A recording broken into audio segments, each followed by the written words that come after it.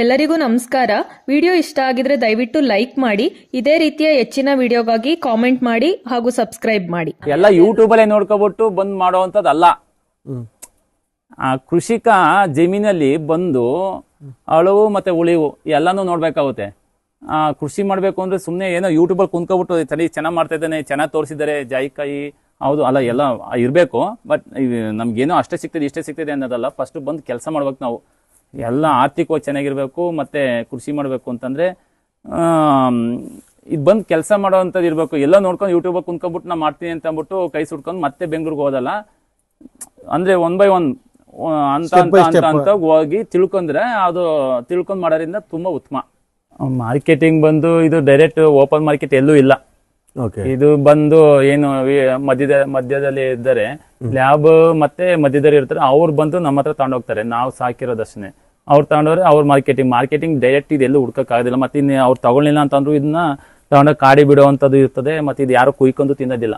ಇದು ತುಂಬಾ ಅದನ್ನು ಮಾರ್ಕೆಟಿಂಗ್ ಮುಖ್ಯವಾಗಿ ಮೇನ್ ಮಾರ್ಕೆಟಿಂಗೇ ಮುಖ್ಯ. ಸುಮ್ಮನೆ ಕೊಡ್ತೀನಿ ಯಾರೋ ದುಡ್ಡು ಹಾಸಿ ನಾನು ಈಗ ಮರಿಗಳು ಕೊಡ್ತೀನಿ 600-700 ರೂಪಾಯಿಗೆಲ್ಲ ಕೊಟ್ಬಿಟ್ಟು ನಾನು ದುಡ್ಡು ಮಾಡ್ಕೋಬೋದು. ಮತ್ತೆ ಅವ್ರು ಮಾರ್ಕೆಟಿಂಗ್ ಹುಡ್ಕಕ್ ಕಷ್ಟ. ಅವರೇ ಬಂದು ತಗೊಂಡೋಗ್ಬೇಕು, ಅವರೇ ಸಜೆಷನ್ ಮಾಡ್ಬೇಕು. ಒಂದು ಮಾರ್ಕೆಟಿಂಗ್ ಎಲ್ಲೂ ಮುಕ್ತ ಮಾರ್ಕೆಟಿಂಗ್ ಇಲ್ವೇ ಇಲ್ಲ. ಇದು ಬಂದು ಲ್ಯಾಬ್ ರಿಸರ್ಚಿಗೆ ಮಾತ್ರ. ಇದು ಯಾರು ತಿನ್ನೋದು ಇಲ್ಲ. ಇದು ನಮ್ಮ ದೇಶದಲ್ಲಿ ಇದು ತಿನ್ನೋದಂಥದ್ದು ಇಲ್ವೇ ಇಲ್ಲ. ನನ್ನ ಹೆಸರು ಪ್ರದೀಪ್ ಅಂತ ಹೇಳಿ, ಬಿ ಮಂಚೇನಹಳ್ಳಿ, ಶ್ರವಣಬೆಳಗೊಳ ಹೋಬಳಿ, ಚನ್ನರಾಯಪಟ್ಟಣ ತಾಲೂಕು. ಇಲ್ಲಿ ಬಂದು ಗಿನಿ ಪಿಗ್ ಮಾಡ್ತಾ ಇದೀನಿ. ಗಿನಿಯಾ ಪಿಗ್ ಅಂತೇಳಿ. ಪಿಗ್ಗೋಸ್ಕರ ಈ ಶೆಡ್ ಇಲ್ಲ ಫಸ್ಟ್ ನಂದು ಕೋಳಿ ಫಾರ್ಮ್ ಮಾಡಿದ್ದೆ ನಾನು.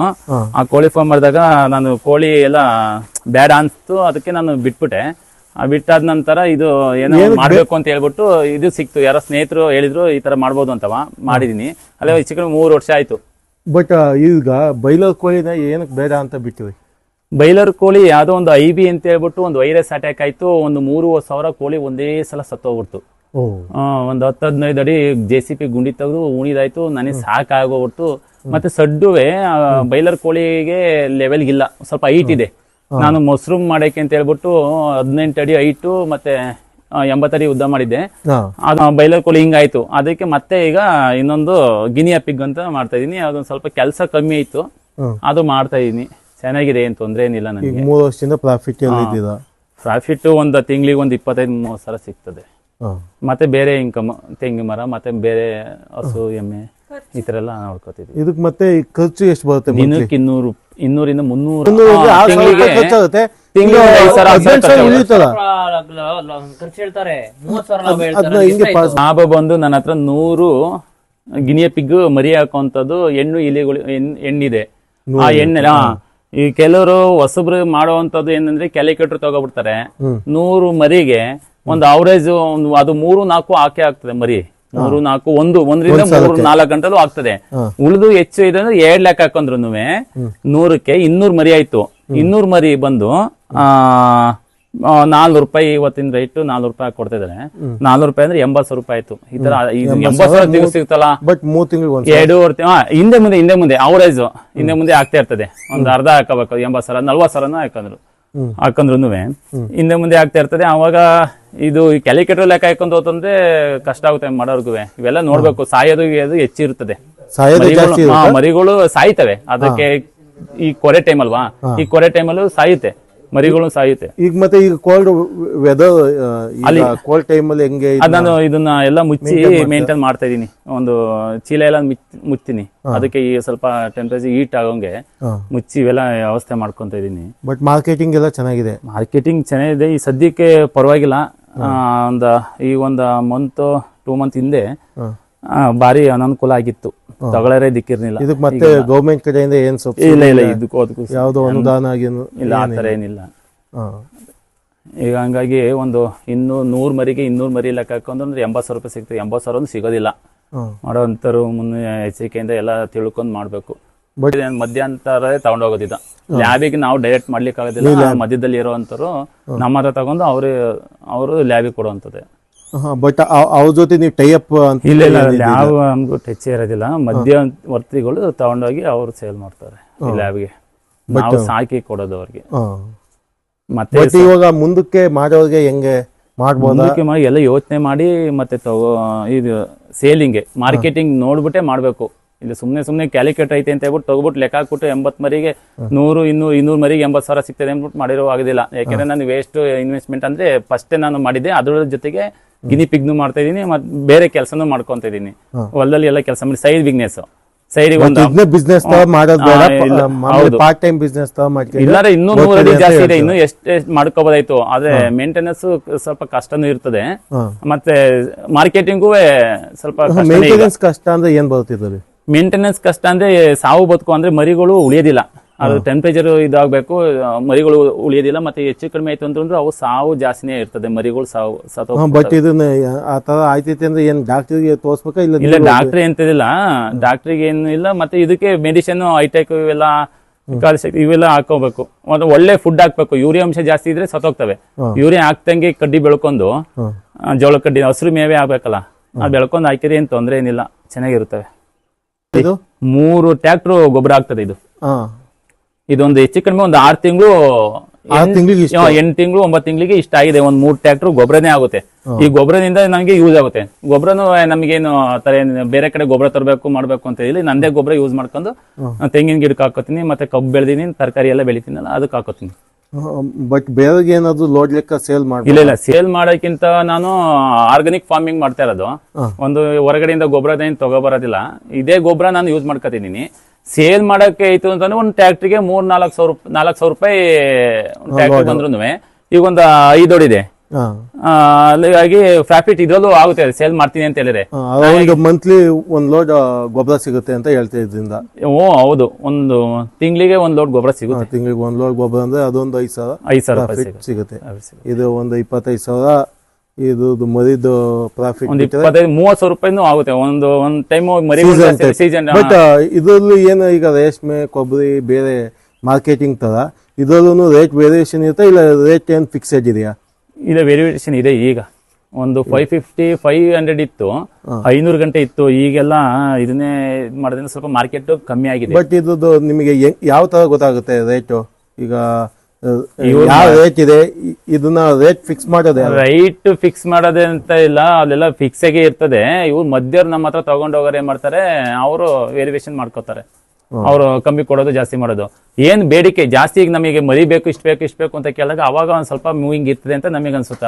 ಅವಾಗ ಗೊತ್ತಾಗುತ್ತೆ. ನೀವಿವಾಗ ಗೊತ್ತಾಗೋದಿಲ್ಲ. ನೀವಿವಾಗ 3 ವರ್ಷದಿಂದ ಒಬ್ರಿಗೇನೆ ಕೊಡ್ತಾ ಇದ್ದೀರಾ ಮರಿ?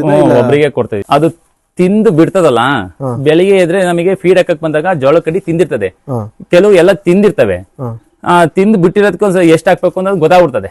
ಒಂದ್ಸಲ ಹಾಕಿದ್ಮೇಲೆ ಅದು ಜಾಸ್ತಿ ಹಾಕ್ಬೇಕು ಅನ್ನೋದು ಗೊತ್ತಾಗುತ್ತೆ. ಇವೆಲ್ಲ ಸೌಂಡ್ ಮಾಡ್ತವೆ, ಏನಾರ ಜಾಸ್ತಿ ಊಟ ಹಾಕ್ತಿಲ್ಲ ಅಂದ್ರೆ ಕಿರ್ಚಾಡ್ಬಿಡವು, ಅಕ್ಕಿ ಅಕ್ಕಿ ಅಕ್ಕಿ ಅಂತ ಸೌಂಡ್ ಮಾಡ್ತವೆ ಇವು. ಅದ್ರಲ್ಲಿ ಗೊತ್ತಾಗುತ್ತೆ ಅವಕ್ಕೆ ಹೊಟ್ಟೆ ಹಸಿದೆ, ಜಾಸ್ತಿ ಫುಡ್ ಹಾಕ್ಬೇಕು ಅಂತ ಹೇಳ್ಬಿಟ್ಟು ಅವಾಗ ಗೊತ್ತಾಗುತ್ತೆ. ಈಗ ನೋಡಿ, ಈಗ ಎಲ್ಲ ಮನ್ಗಿದಾವೆ, ಯಾವ್ದು ಸೌಂಡ್ ಮಾಡಲ್ಲ, ಹೊಟ್ಟೆ ತುಂಬಿದ್ರಂತೂ ಮನಿ ಕತ್ತವೆ ಪಾಪ. ಡೈಲಿ ಎಷ್ಟು ಫುಡ್ ಹಾಕ್ತೀರಾ? ಎಷ್ಟು ಜೋಳದ ಕಡ್ಡಿ ಮೇವ್ ಹಾಕ್ತೀರಾ? ಒಂದು ಬೆಳಿಗ್ಗೆ ಟೈಮ್ ಫೀಡ್ ಹಾಕ್ತೀನಲ್ಲ, ಈ ಚಕ್ಕೆ ಬೂಸ ಈ ಫೀಡ್ ಹಾಕ್ತೀನಿ. ಚಕ್ಕೆ ಬೂಸ ಕಲಿಸ್ಬಿಟ್ಟು ಬೇರೆ ಅದಕ್ಕೆ ವಿಟಮಿನ್ ಸಿ ಬರುತ್ತೆ, ವಿಟಮಿನ್ ಸಿ ಅದನ್ನ ಟ್ಯಾಬ್ಲೆಟ್ಸ್ ಅನ್ನ ಪುಡಿ ಮಾಡಿ ಇದಕ್ಕೆ ಡೈಲಿ ದಿನನಿತ್ಯ ಹಾಕ್ಬೇಕು. 5 kg ಫೀಡ್ ಹಾಕ್ತೀನಿ. ಮತ್ ಸಂಜೆಗೆ ಒಂದು ಜೋಳ ಕಡ್ಡಿ ಒಂದು 40-45 kg 40-45 kg ಜೋಳ ಕಡ್ಡಿನ ತಂದು ಹಾಕ್ತೀನಿ. ಇವಕ್ಕೆಲ್ಲ ಎಲ್ಲಕ್ಕೂ ಆದಾಯ ಆಗುತ್ತೆ. 40 kg ಹಾಕ್ತೀನಿ. ಮತ್ತೆ ಇದು ಕಡ್ಡಿ ಬೂಸ ಇದು ಫೀಡ್ ಎಷ್ಟು ಹಾಕ್ತೀರಾ? ಫೀಡು ಒಂದು ಅವರೇಜ್ ಹಾಕ್ತೀನಿ. ಒಂದು ಅವರೇಜ್ ಎಷ್ಟು ಈಗ ನಿಮಗೆ ಎಷ್ಟು ಬರುತ್ತೆ ಅದು ಖರ್ಚು, ಅದು ಫೀಡ್ಗೆ ಅಂತ? ದಿನನಿತ್ಯ ಒಂದು 350 ರೂಪಾಯಿ ಬರುತ್ತೆ. 300 ರೂಪಾಯಿ ಖರ್ಚು ಬರುತ್ತೆ ಫೀಡ್ಗೆ. 300 ಮೇವು ಕಡ್ಡಿ ನಿಮ್ದು? ಕಡ್ಡಿ ನಾವೇ ಬೆಳ್ಕೊತೀವಿ. ನಾವು ಬೆಳ್ಕೊಳ್ಳೋದ್ರಿಂದ ಪ್ಲಸ್ ಪಾಯಿಂಟ್. ಬೇರೆ ತತ್ತೀನಿ ಅಂದ್ರೆ ಸ್ವಲ್ಪ ಅಂದ್ರೆ ಆದಾಯದಲ್ಲಿ ಕಮ್ಮಿ ಆಗುತ್ತೆ. ತರದಿಂದ ನಾವೇ ಬೆಳ್ಕೋಬೇಕು. ಆಮೇಲೆ ಯೂರಿಯಾ ಅಂಶ ಜಾಸ್ತಿ ಇದ್ರೆ ಇವು ಡೆತ್ ಆಗೋದು ಜಾಸ್ತಿ. ಬೇರೆಲ್ಲ ಯೂರಿಯಾ ಹಾಕ್ಬಿಟ್ಟು ಜನ ಬೆಳೆಸ್ಬಿಟ್ಟು ಮಾರ್ತಾರೆ. ಅದನ್ನ ತಗೊಂಡ್ ಹಾಕಿದ್ರೆ ಏನಾಯ್ತವೆ, ಇವೆಲ್ಲ ಸತ್ತೋಗ್ತವೆ, ಡೆತ್ ಆಗ್ಬಿಡ್ತವೆ. ಹಾಗಾಗಿ ನಾವೇ ಬೆಳ್ಕೊಳ್ಳೋದ್ರಿಂದ ಯೂರಿಯಾ ಹಾಕೋದಿಲ್ಲ ನಾವು. ಯೂರಿಯಾ ಅಂದ್ರೆ ಸಾವಯವ ಕೃಷಿ ಮಾಡ್ತೀನಿ. ಬೇರೆ ಕಡೆ ಒಂದು ತುಂಡು ಯುಕೆ ಅಂತಲೇ ಒಂದು ಎಕ್ಸ್ಟ್ರಾ ಒಂದು 15 ಕುಂಟೆ 20 ಕುಂಟೆ ಬಿಟ್ಟಿದೀನಿ. ಕೆಮಿಕಲ್ ಅಂದ್ರೆ ಬೇರೆ ಕೆಮಿಕಲ್ ಯೂಸ್ ಮಾಡ್ಕೊಂಡು 50-50 ಮಾಡ್ಕೊಂಡು ಇದಕ್ಕೆ ಎಕ್ಸ್ಟ್ರಾ ಮಾಡಿದೀನಿ.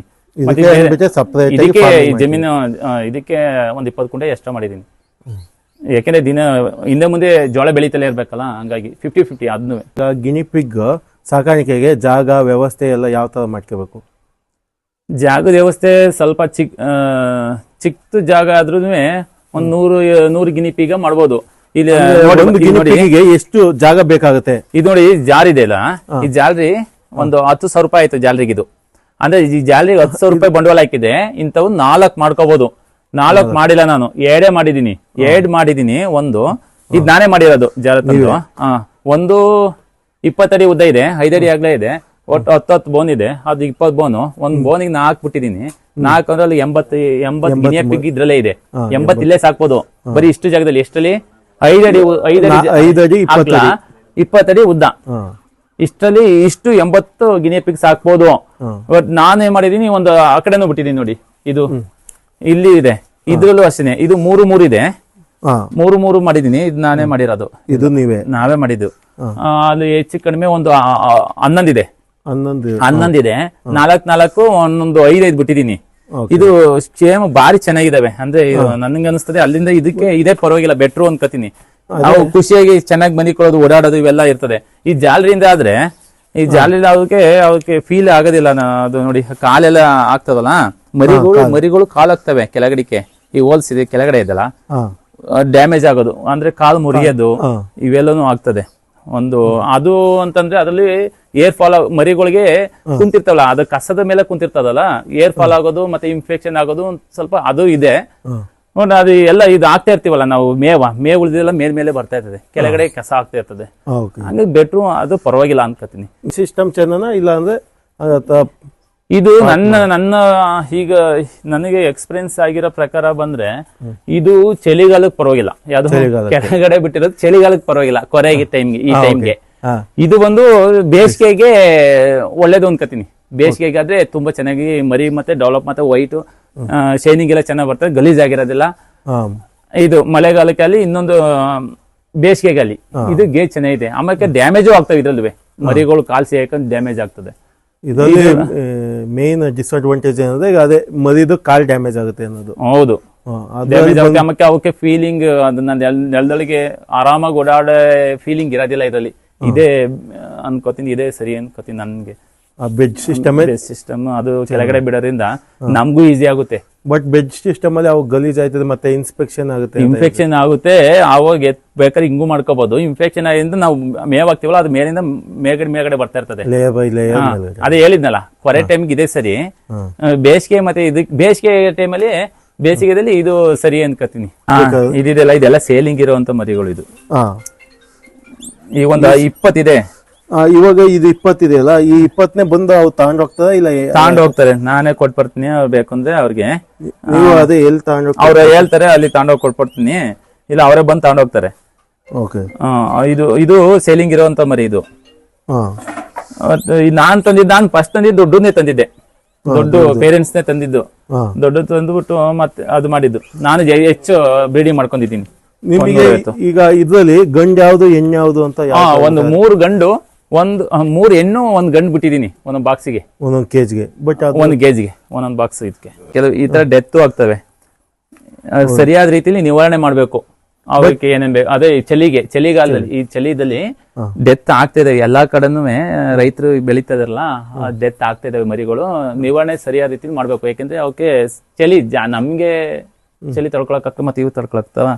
ಹಂಗೆ ನಿವಾರಣೆ ಮಾಡ್ಬೇಕು. ಒಂದು ಅದಕ್ಕೆ ದಿನನಿತ್ಯ ವಿಟಮಿನ್ ಸಿ ಬೇಕು. ಅದರಲ್ಲಿ ಆ ಬಾಡಿನಲ್ಲಿ ವಿಟಮಿನ್ ಸಿ ಹೆಂಗೆ ಫುಡ್ ಮುಖಾಂತರ ಬಾಡಿನಲ್ಲಿ ರಿಲೀಸ್ ಆಗೋದಿಲ್ಲ. ಹಂಗಾಗಿ ನಾವು ಕೃತಕವಾಗಿ ಮಾತ್ರೆಯಿಂದ ಕೊಡ್ಬೇಕು ಅದಕ್ಕೆ ವಿಟಮಿನ್ ಸಿ. ಹೌದು. ಅದಕ್ಕೆ ತಿಂಗಳಿಗೆ ಒಂದ್ಸಲ ಐಟ್ಯಾಕ್ ಅಂತ ಬರ್ತದೆ, ಅದೊಂದು 10 ml ಹಾಕೋಂಥದ್ದು. ಆಮೇಲೆ ಇನ್ನು ಕ್ಯಾಲ್ಸಿಯಂ, ಕಾಲ್ ಶಕ್ತಿ ಹಾಕ್ತೀನಿ ನಾನು ಹಾಕೋದು. ಈ ಚಕ್ಕೆ ಬೂಸ ಅದನ್ನ ಹಾಕಿ ನಿವಾರಣೆ ಮಾಡುವಂಥದ್ದು. ಅದು ಅವೆಲ್ಲ ಮೆಡಿಸಿನ್ ಹಾಕಿ, ಮತ್ತೆ ಕಣ್ಣು ಮುಚ್ತದೆ, ಅದಕ್ಕೆ ಐ ಡ್ರಾಪ್ಸ್ ಹಾಕ್ಬೇಕು. ಅದಾದ್ಮೇಲೆ ಇನ್ನು ಆ ಥರ ಎಲ್ಲ ನೋಡ್ಕೊಂಡು, ಮತ್ತೆ ಚಳಿಯಲ್ಲಿ ಮೇಂಟೈನ್ ಮಾಡ್ಕೊಂಡು ಹೋದ್ರೆ ಡೆತ್ ಏನು ಕಮ್ಮಿ ಆಗ್ತವೆ. ಚಳಿಗಾಲದಲ್ಲಿ ಮಾತ್ರ ಡೆತ್ ಆಗ್ತವೆ. ಅದನ್ನ ನಾವು ಸರಿಯಾದ ನಿವಾರಣೆ ಮಾಡ್ಕೊಂಡ್ರೆ, ಇಷ್ಟು ಮಾಡ್ಕೊಂಡ್ರೆ ಸಾಕು. ಮೇನ್ ಚಳಿಗಾಲದಲ್ಲಿ ಗಮನ ಹರಿಸ್ಬೇಕು. ಹೌದು, ಗಮನ ಹರಿಸ್ಬೇಕು. ನೋಡಿ ಇಲ್ಲಿ ಹಿಂಗೆ ಕೊರೆ ಚಳಿಗಾಲದಲ್ಲಿ ಈಗ ಈ ತರ ಕಣ್ಣು ಮುಚ್ಕೊಂಡಿದೆ ನೋಡಿ, ಕಣ್ಣು ಮುಚ್ಕೊಂಡು ಇದಕ್ಕೆ ಎಲ್ಲ ಐ ಡ್ರಾಪ್ಸ್ ಹಾಕ್ಬೇಕು. ಇದಕ್ಕೆ ಇದು ನೋವಿಗೆ ಪಾಪ ಊಟ ಮಾಡ್ದಂಗೆ ಸೊರಗ್ತಿದೆ. ಆಮೇಲೆ ಇದು ಸತ್ತೋಗೋ ಚಾನ್ಸಸ್ ಇರುತ್ತೆ ಇದಕ್ಕೆ ಏನ್ ಮಾಡ್ಬೇಕು ನಾವು ಐ ಡ್ರಾಪ್ಸ್ ಹಾಕ್ಬೇಕು ಮತ್ತೆ ಅದಕ್ಕೆ ಫೀಡ್ ಹಾಕ್ಬೇಕು. ತಿಂದ್ರೆ ಚೆನ್ನಾಗಿ ಉಳ್ಕೊಳ್ಳುತ್ತೆ, ಇಲ್ಲಾಂದ್ರೆ ಸತ್ತೋಗುತ್ತೆ. ಮೇನ್ ಬಿಸ್ನೆಸ್ ಅಂತ ಬೇರೆ ಕೆಲಸ ಇದೆ ನನಗೆ ಸಾವಯವ ಕೃಷಿ ಮಾಡೋದ್ರಿಂದ ತರಕಾರಿ ಬೆಳಿತೀನಲ್ಲ ಸೈಡ್ ಬಿಸ್ನೆಸ್ ಮಾಡ್ಕೊಂಡಿದೀನಿ. ಇದು ಕೆಲಸ ಬಂದು ದಿನ ಬೆಳಗ್ಗೆ ಇದ್ರೆ 1 ಗಂಟೆ ಕೆಲಸ ಮಾಡ್ತೀನಿ, ಬೆಳಗ್ಗೆ 1 ಗಂಟೆ ಕೆಲಸನೇ, ಮತ್ತಿನ್ ಸಂಜೆ 1 ಗಂಟೆ ಕೆಲಸ. ಇದು ಹೆಚ್ಚು ಕೆಲಸನೇ ಇಲ್ಲ, ಹೆಚ್ಚು ಕೆಲಸ ಇಲ್ಲ. ಬೆಳಗ್ಗೆ ಒಂದು ಫೀಡ್ ಹಾಕೋಗ್ಬಿಟ್ರೆ ಮತ್ತಿನ್ ಮಧ್ಯಾಹ್ನ ಬಂದು ನೋಡ್ಬೋದು, ಏನೋ ಉಳ್ಕೊಂಡ್ರೆ ಒಂದೊಂದ್ ಕಡ್ಡಿ ಜೋಳ ಹಾಕ್ತೀನಿ, ಜೋಳ ಕಡ್ಡಿ ಹಾಕ್ತೀನಿ. ಮತ್ತಿನ್ ಸಂಜೆ 1 ಗಂಟೆ ಮೇವ್ ಹಾಕ್ಬಿಟ್ಟು ಮುಚ್ಬಿಟ್ಟು ಮನೆಗೆ ಹೋಗ್ತೀನಿ. ಮತ್ ಬೇರೆ ಮಧ್ಯಾಹ್ನ ಟೈಮಲ್ಲೆಲ್ಲ 1 ಗಂಟೆ ಕೆಲಸ ಮಾಡಿ ನಂತರ ಜಮೀನಲ್ಲಿ ಕೆಲಸ ಮಾಡ್ತೀನಿ ಬೇರೆ ಕೆಲಸನ. ಇದು ಮತ್ತೆ ಇದು ಜೋಳದ ಕಡ್ಡಿನ ಹಿಂಗೆ ದಪ್ಪಕ್ಕೆ ಇಲ್ಲ, ಹಂಗೆ ಪೌಡರ್ ಗಿಡ್ರೆ ಏನಿಲ್ಲ, ಕುಯ್ಕ ಬಂದ ಮುಡಿದ್ಬಿಟ್ಟು ಅದು ಒಂದೊಂದು ಬೋನ್ಗೆ ಹಾಕ್ತೀನಿ. ಬೋನ್ಗೆ ಹಾಕಿದ್ರೆ ಅವು ತಿನ್ಕೋತಾವೆ. ಒಂದ್ ಸೈಡ್ ಇದು ಅಷ್ಟೇನೆ. ಇದು 10 ಸಾವಿರ ಸಿಗ್ಲಿ, 20 ಸಾವಿರ ಸಿಗ್ಲಿ, 30 ಸಾವಿರ 50 ಸಾವಿರ ಸಿಗ್ಲಿ.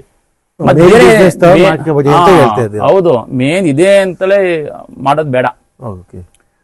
ಬೇರೆ ನಾವು ಹೊಲದಲ್ಲಿ ಕೆಲಸ ಮಾಡ್ಕೊಂಡು ತರಕಾರಿ ಯಾವ ತರ ಸಾವಯವ ಕೃಷಿ ಮಾಡ್ಕೊಂಡು ಏನಾದ್ರು ಮಾಡಿದ್ರೆ ಉತ್ತಮ.